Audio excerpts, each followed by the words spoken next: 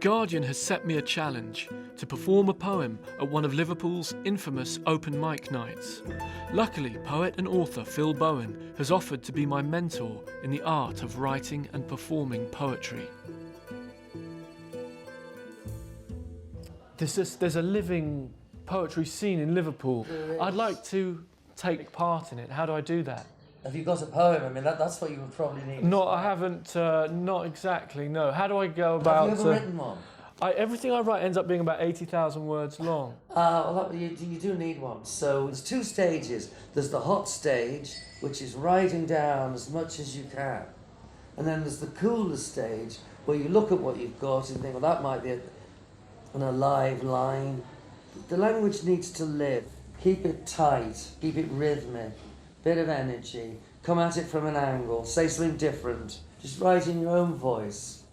And they just need to work, really. They're either good or they're bad. I just need to write a poem that works. Yeah, and they haven't got long. This is Sefton Park.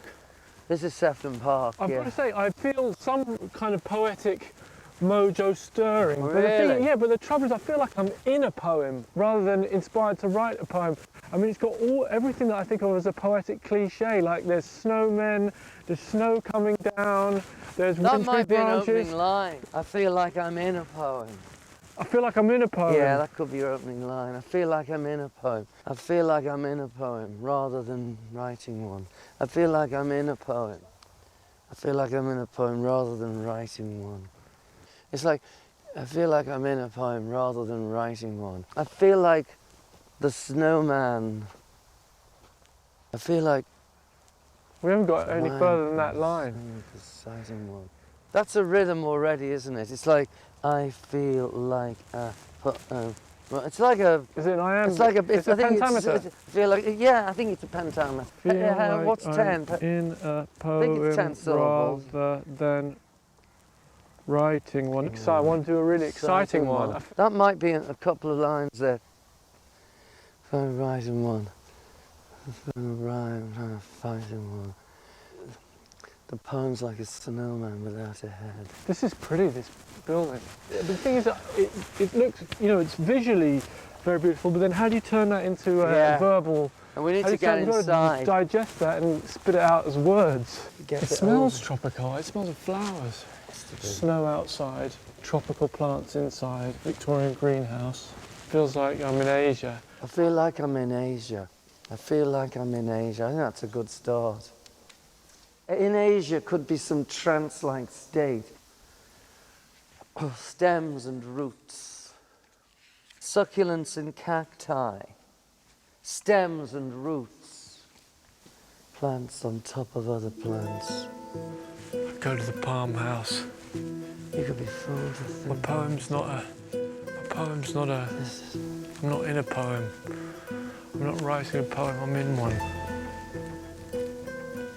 Is there a living tradition of poetry in this city? I think there's a living tradition of storytelling in the city, and I think that leaks through to poetry. I think every family in Liverpool like to think that they have a poet in their family. It's a city of storytellers. The city does seem to buzz with stories. All forever, and that I was as greedy as a gannet. I squawk at the sun's rest over the avenues, my children gone. He looks at me from a long time ago. Nothing could get me, he laughs. He found. She smiled and she shone. And I think that the music just sounds different in her head. He continued dancing like a madman, which made a lot of sense because he was a mad. Norbert posting letters by Norbert through my door, but Norbert want me working like a stag night house of whores. It's baldies and bare bellies, body slamming and mosh pits, being in your 50s and not caring because you're off your tit. We can lift them by the waist over any gate. She's a tenor, we say. This one's a treble.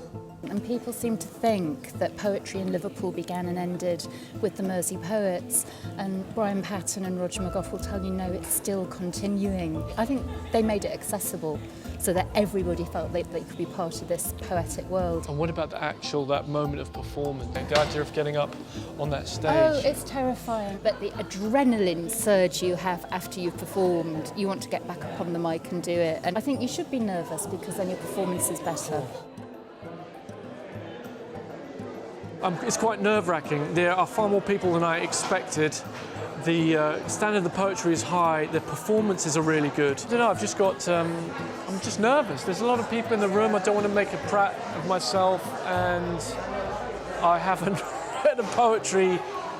I don't think I've ever read a poem live ever in my whole life. And to start the second half of the evening, can you give a really big, leafy welcome to the distinguished writer Marcel Theroux?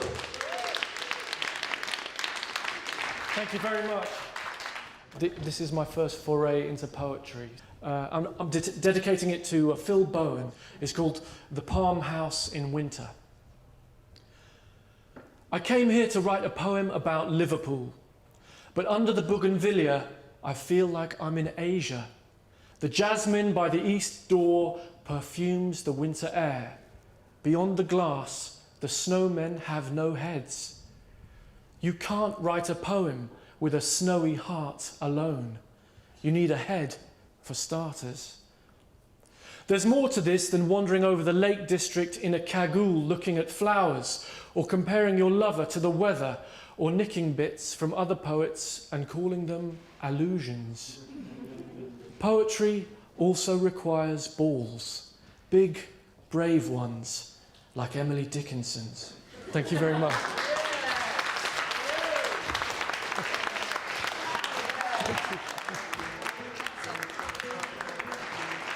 For me, it was a kind of ordeal. There was all that initial anxiety and then a huge sense of relief once you've done it.